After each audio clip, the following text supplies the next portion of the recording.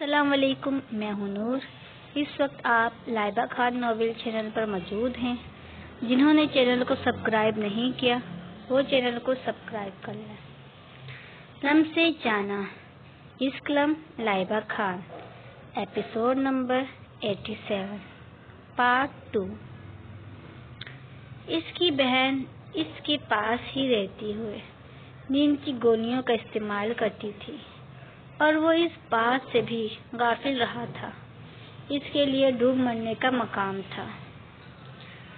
وہ بے یقین بھری نظروں سے اورزالہ کی طرف دیکھ رہا تھا جو شرمندگی سے سر جھکائے ہوئے تھی۔ درد کی لہریں اب اس کے پورے جسم میں سرایت کرتی جا رہی تھی۔ ڈاکٹر نے جلدی سے اسے میڈیسن لکھ کر دی جو اگلے ہی پل نرس بھاگتا ہوا لے آیا تھا۔ ڈاکٹر نے اسے اپنے سامنے ہی وہ دوائی کھانے کے لیے کہا اور اورزالہ نے بھی پانی کے ساتھ دوائی نگل لی۔ اب آپ کو آرام کی ضرورت ہے۔ دوائی اتنی جلدی اپنا اثر تو نہیں دکھائے گی، لیکن اگر آپ آرام کریں گے تو انشاءاللہ اب بہتر ہو جائیں گی۔ سر کے درد کے باعث آپ کے جسم میں اور بھی بیماریاں نکل سکتی ہیں، اس لیے سر کے درد کو اتنا ہلکے میں لینے کی ضرورت نہیں ہے۔ ڈاکٹر اسے نرمی سے سمجھا رہی تھی، اور اب امید کرتی ہوں کہ اب آپ آئندہ سے نیند کی گولیوں کا استعمال بالکل بھی نہیں کریے گا۔ لیکن میں نیند کی گولیوں کو کیسے چھوڑ سکتی ہوں؟ مجھے اس کے بغیر نیند ہی نہیں آتی۔ اورزالہ نے ڈاکٹر کے سامنے جیسے اعتراف کیا تھا، مارے شرمندگی کے اس کا سر اوپر اٹھ ہی نہیں رہا تھا۔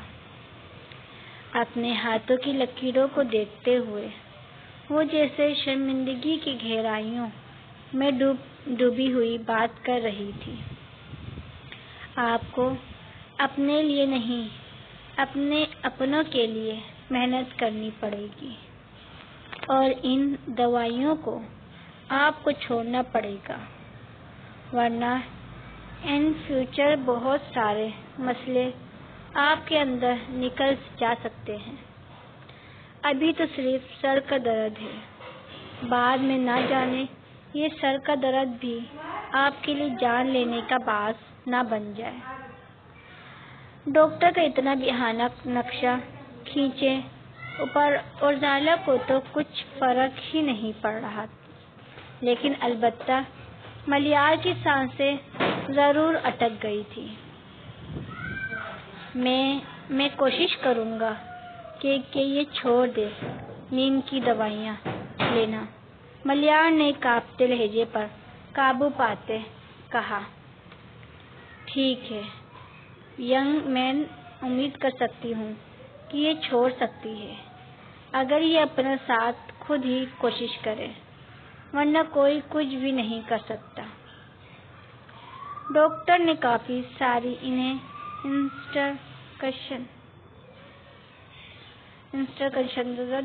دی اور اس کے بعد ملیار اس کا ہاتھ پکڑے دوبارہ سے ICU روم کی جانب چل پڑا۔ میں تمہیں برلاس کے ساتھ گھر بھجوا رہا ہوں اور اب کوئی چور چراغ کی آواز مجھے سنائی نہ دے۔ ملیار نے 2 ٹک اس سے بات کہی اور ساتھ ہی اسے منہ کھولتے دیکھ سختی سے ڈانٹا تھا۔ ملیار کی سختی محسوس کرتے اورزالہ بھی چپ ہوئی۔ وہ یہاں سے جانا تو نہیں چاہتی تھی، لیکن مزید وہ ملیار کو دکھ بھی نہیں پہنچانا چاہتی تھی۔ وہ اس کا واحد لالا تھا جس نے ہر مسئلے میں صرف اور صرف اس کا ساتھ دیا تھا، بنا سوالات کے۔ وہ دل سے ملیار کی بہت عزت کرتی تھی اور اسے اپنا بھائی مانتی بھی تھی، اس لیے وہ بھی اس پر اپنا بہنوئی والا بھائیوں والا حق جتاتا۔ برلاس، تم اور زالا، گل اور عنایا، زریش، ان سب لوگوں کو گھر لے کر چلے جاؤ۔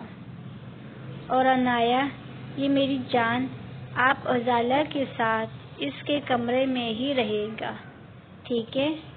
اور جا کر آپ نے کھانا بھی کھانا ہے اور میڈیسن بھی لینی ہے، بات سمجھ آ رہی ہے نا؟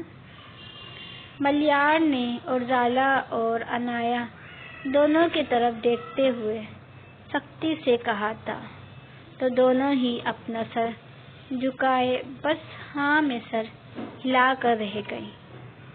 ملیار کو اتنا سختی سے دونوں سے بات کرتے دیکھ بصیر اور برلاس حیران بھی ہوئے تھے، لیکن کوئی خاص توجہ نہیں دی۔ برلاس نے اور زالا کے گرد اپنا بازو حائل کیے اور ساتھ ہی اسے باہر کی طرف لے کر چل پڑا۔ اس کے پیچھے پیچھے گل بھی عنایا کو تھامے سہارا دیتے وہ باہر کے لیے اپنے قدم بڑھانے لگی۔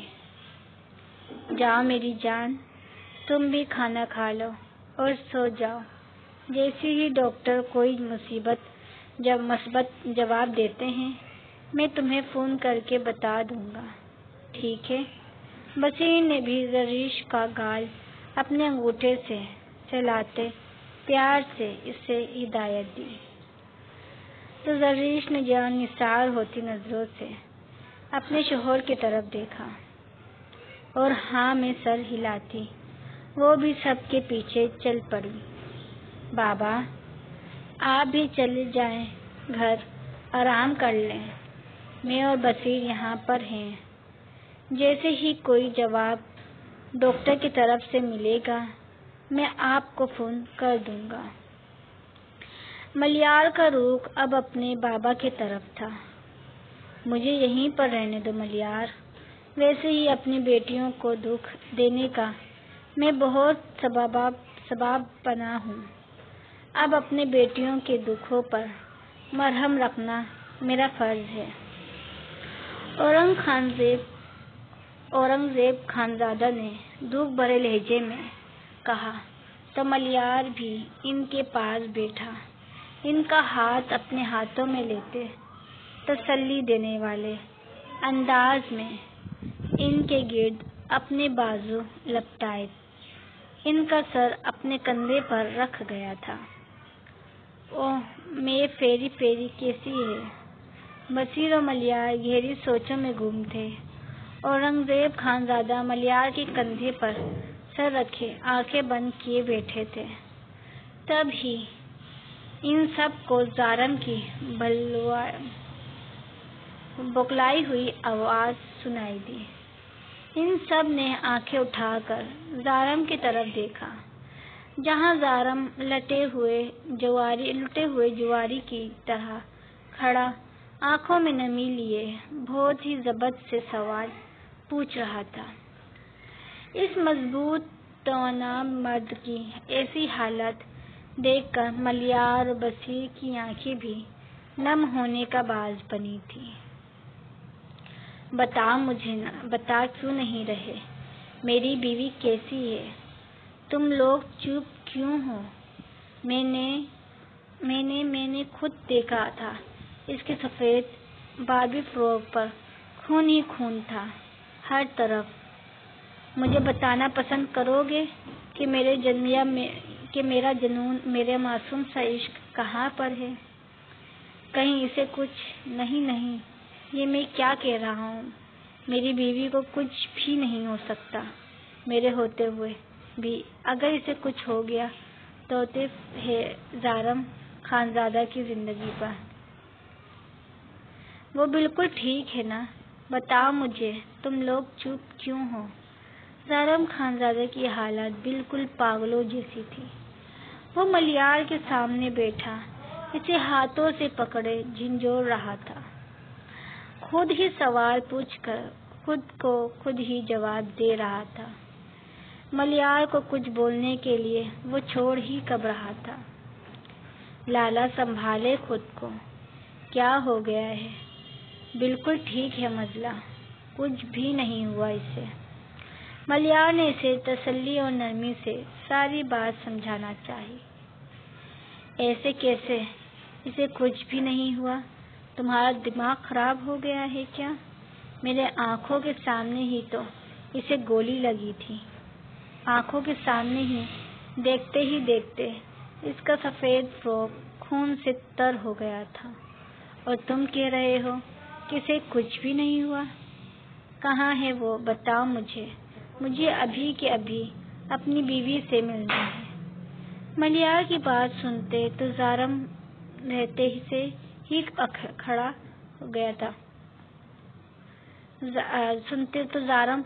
سنتے ہی اکھڑ سا گیا تھا۔ لالا میری پوری بات تو سن لیں، سنبھالے خود کو۔ اگر آپ ایسا کریں گے تو ہم سب کی حالت کیا ہوگی؟ روحان کو کون سنبھالے گا؟ اس بار ملیار نے ذرا سی اونچی آواز میں زارم کو خود سے مخاطب کیا تو زارم جیسے ہوش کی دنیا میں آیا۔ انشاءاللہ مسئلہ ٹھیک ہو جائے گی، اندر اس کا ٹریٹمنٹ چل رہا ہے، ساتھ ہی عارش لالا کا بھی، کیونکہ دونوں کو ہی گولی لگی تھی۔ ملیار نے اس بار تحمل سے اسے ساری بات بتائی تو زارم کو لگا کہ جیسے اس کی سانسیں رکنے کے در پر ہو۔ ایک طرف اس کا بھائی تھا تو دوسری طرف اس کی جان سے پیاری بیوی۔ کس کا غم مناتا وہ، اپنے بھائی کا یا پھر اپنی بیوی کا؟ قطرہ قطرہ کر کے اس کی آنکھوں سے آنسو بہنا شروع ہوئے۔ وہ زارم خانزادہ جو بچپن میں اپنی ماں باپ کے موت کے بعد کبھی بھی نہ رویا تھا، اب اپنی بیوی کی حالت کو دیکھ کر وہ مضبوط توانا مرد پورے قد کے ساتھ زمین پر گھٹنوں کے بل بیٹھا چہرہ ہاتھ میں چھپائے پھوٹ پھوٹ کر رو پڑا تھا۔ اسے اس طرح سے روتا دیکھ ملیار اور بصیر کے دل پر ہاتھ پڑا تھا۔ بھلا ان لوگوں نے اپنے مضبوط لالا کو اتنا روتے کب دیکھا تھا؟ وہ تو ہمیشہ ہی ہر سچویشن کو کافی سمجھداری سے ہینڈل کرتا تھا۔ زندگی نے بھی کیسا رخ موڑا تھا۔ وہ سمجھدار مرد جو ہمیشہ سب کو سنبھالتا تھا، جو بچوں کے مانند روتا اللہ تعالیٰ سے جیسے اپنی بیوی کی زندگی کے لیے دعائیں مانگ رہا تھا۔ لالا زارم کی ایسی حالت دیکھ کر ملیار اس کے گلے لگا اور شدت سے اس کے آنسو بھی بہنے لگے۔ بصیر ان دونوں کو دیکھ کر خود بھی آنکھوں سے آنسو دور چھٹکتا ان دونوں کو سنبھالنے کے لیے آگے بڑھا۔ یہ وقت کمزور ہونے کا نہیں تھا، وہ پانچوں بھائی تھے، ایک دوسرے کا سہارا۔ اس طرح سے اگر وہ دوسرے بھائی کو دیکھ کر رونا شروع کر دیتے تو کچھ بھی نہیں ہونے والا تھا۔ کسی ایک کو آگے بڑھ کر سب کو سنبھالنا تھا، اور اس وقت بصیر وہ کام سر انجام دے رہا تھا۔ لالا آپ کی پھیری بالکل ٹھیک ہو جائے گی، آپ اللہ تعالیٰ سے دعا کریں، انشاءاللہ سب ٹھیک ہوگا۔ اس طرح اگر آپ روئیں گے تو آپ کے رونے سے پھیری تو واپس نہیں آ جائے گی نا۔ دعا کریں، اللہ تعالیٰ ناممکنات کو ممکن بناتا ہے۔ سب کچھ ناممکن ہمارے لیے ہوتا ہے، لیکن اللہ تعالیٰ کے لیے کچھ بھی ناممکن نہیں ہوتا۔ دعا میں بہت طاقت ہوتی ہے، دعائیں پہاڑوں کو بھی سرکا سکتی ہے اپنی جگہ سے۔ دعا مانگیں اپنے اللہ تعالیٰ سے، کیونکہ دعا میں بہت طاقت ہوتی ہے، وہ آپ کی پھیری کو بالکل ٹھیک کر دیں گے۔ اور عارش لالا کو بھی۔ بصیر کا دکھ بھی تو کوئی نہیں سمجھ سکتا تھا، اس کا بھی تو جان سے پیارا بھائی اندر زندگی اور موت کا جنگ لڑ رہا تھا۔ اس کا بھائی نے بھی تو کبھی خوشیاں دیکھی ہی نہیں تھی، اور اگر ذرا سی خوشیاں نے اس کا رخ کیا بھی تھا تو اس کے بھائی نے خود ہی اپنی خوشیوں سے منہ موڑ لیا تھا۔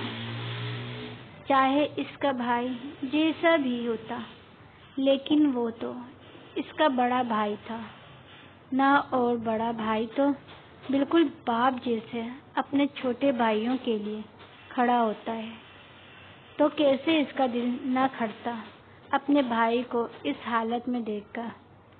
لیکن اسے مضبوط بنانا تھا سب کے لیے، اور وہ مضبوط بن رہا تھا اور سب کو سنبھال بھی رہا تھا۔ بصیر کی باتیں سن کر نہ جانے کیوں زارم کا دل پر سکون سا ہوا۔ اس کے دل میں ایک امید سی جاگی کہ وہ اللہ تعالیٰ سے اپنی پھیری کی زندگی مان سکتا ہے۔ اس کے ساتھ ہی وہ اٹھتا مسجد کی طرف روانہ ہو گیا تھا۔ لالا، جانے دو اسے ملیار۔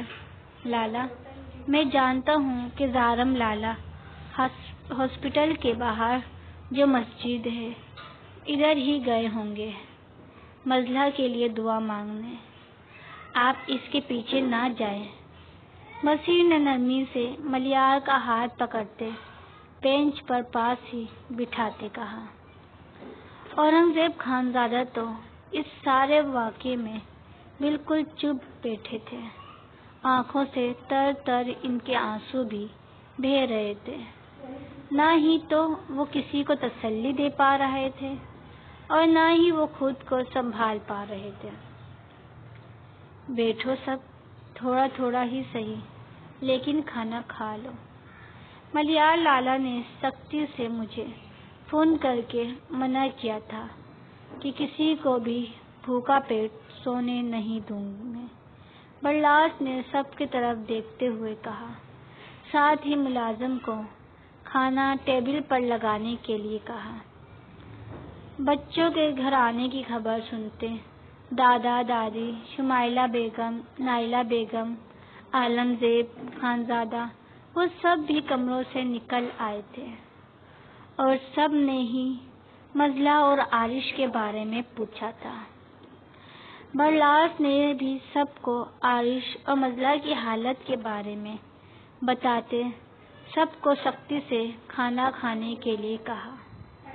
ساتھ ہی وہ خود اور زالہ کے پاس بیٹھا نوالے بنا بنا کر اور زالہ کو کھانا کھلا رہا تھا، اور زالہ بھی چپ چاپ برلاس کے ہاتھوں کھانا کھا رہی تھی۔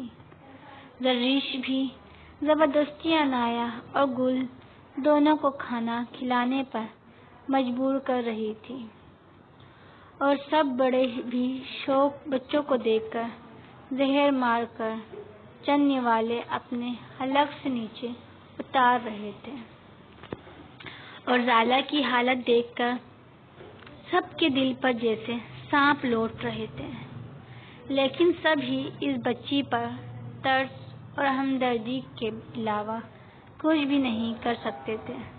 کھانا کھانے کے بعد سبھی اپنے کمروں کی طرف دوبارہ سے لوٹ گئے تھے۔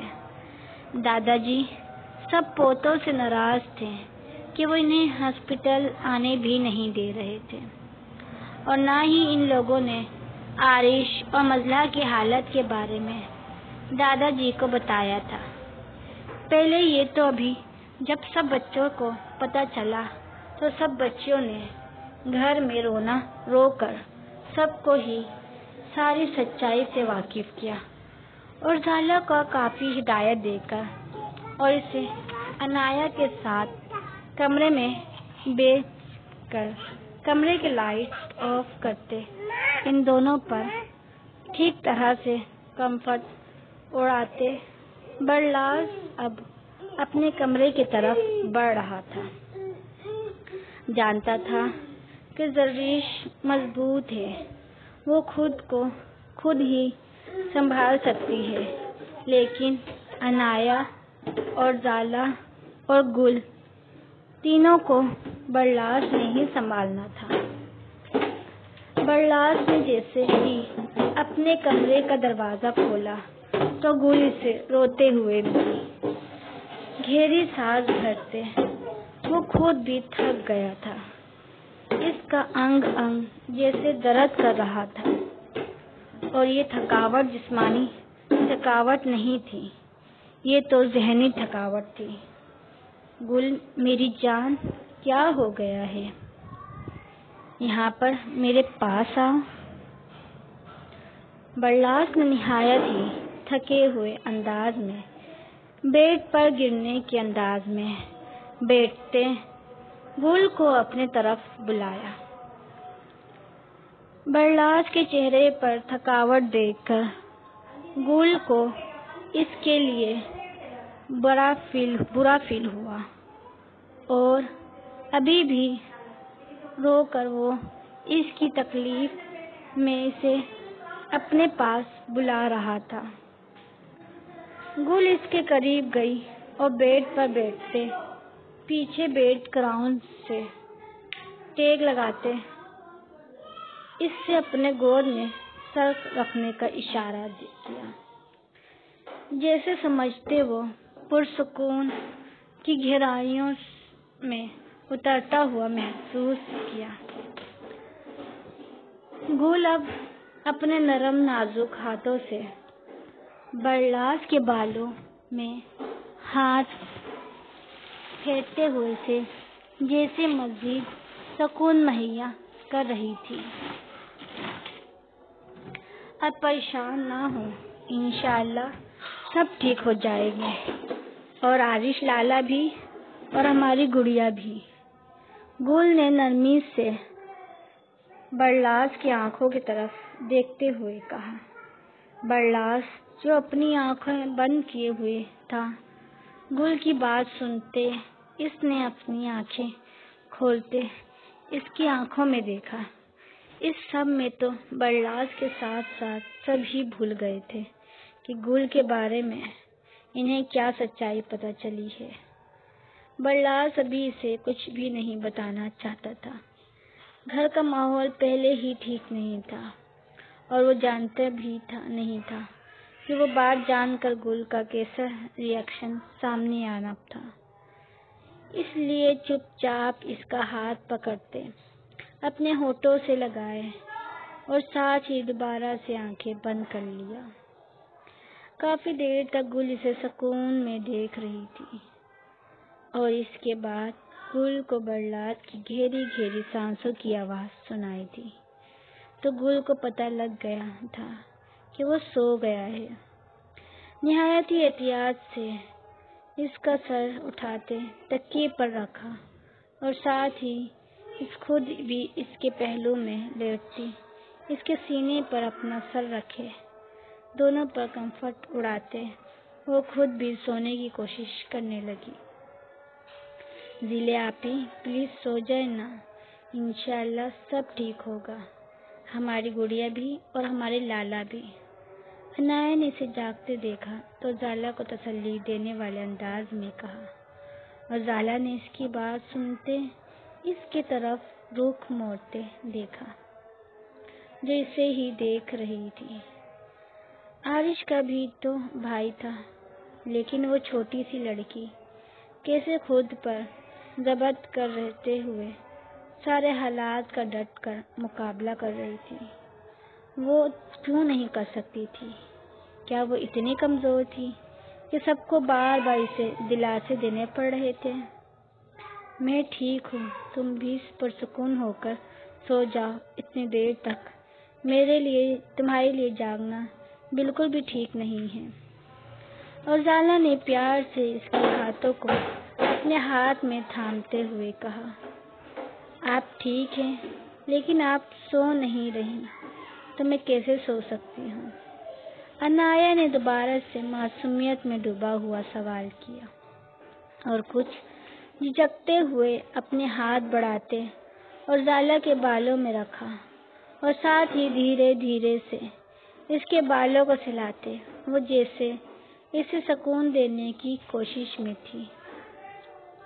اور زارا نے پیار بھری نظروں سے اپنی بھابھی پلس کزن کو دیکھا، جو معصومیت سے اس کی طرف دیکھتے ہوئے اس سچویشن میں سے سنبھالنے کی اپنی طرف سے پوری کوشش کر رہی تھی۔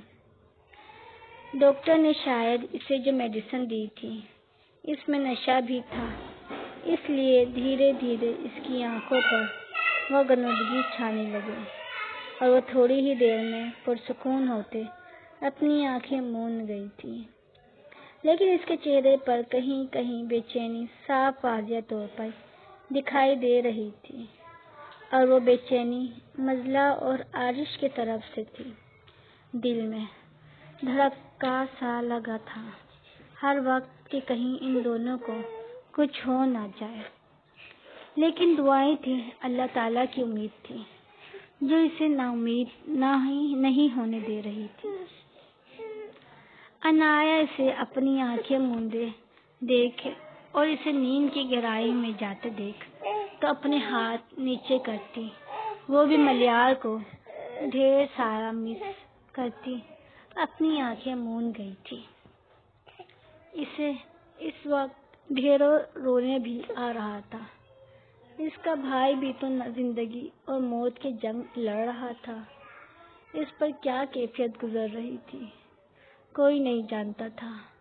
اپنے بھائی کے لیے اس کے لب مسلسل دعاؤں کی صورت میں ہل رہے تھے، لیکن اسے رونا نہیں تھا، مضبوط بننا تھا، کیونکہ گھر میں ہر دوسرا شخص بکھرا پڑا تھا، کسی نہ کسی کو تو ہمت کرتے آگے آنا ہی تھا۔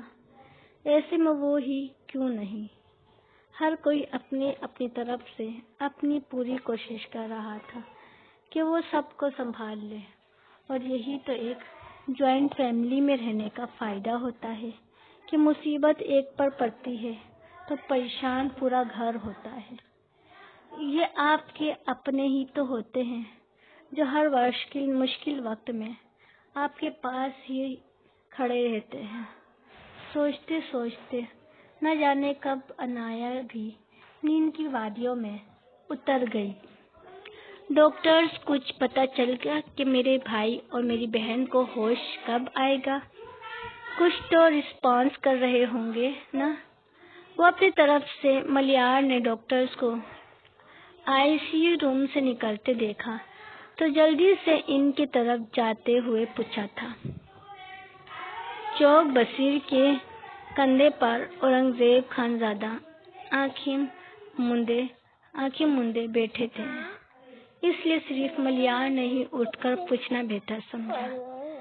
دیکھیں، ابھی کچھ کہا نہیں جا سکتا، آپ لوگ دعا کریں صبح تک ان دونوں کو ہوش آ جائے، اور اپنے طرف سے رسپانس کی بات ہے تو میل اور فیمیل دونوں ہی کر رہے ہیں، شاید دونوں کو ہی اپنی زندگی گزارنی ہے اپنے من پسند شخص کے ساتھ، اس لیے دونوں اپنے طرف سے بھرپور کوشش کرتے ہوئے خود کو خود ہی ٹھیک کرنا چاہ رہے ہیں، لیکن صرف ان کی کوششوں پر ہی ساری بات جڑی نہیں ہے۔ ان کی باڈی اگر ان دونوں کے دماغ تک کوئی بات پہنچائے گی تب ہی تو وہ لوگ کچھ رسپانس شو کریں گے۔ اگر باڈی مردہ ہوا اور وہ لوگ اپنا رسپانس شو کریں تب ہم کچھ بھی نہیں کر پائیں گے، اس لیے بس دعا کریں کہ وہ لوگ ہوش کی دنیا میں واپس لوٹ آئے۔ ڈاکٹر نے کافی تسلی اور انداز میں ملیار کو ان دونوں کی حالت کے بارے میں بتایا، اور ساتھ ہی وہ اپنے کیبن کی طرف چل پڑے تھے۔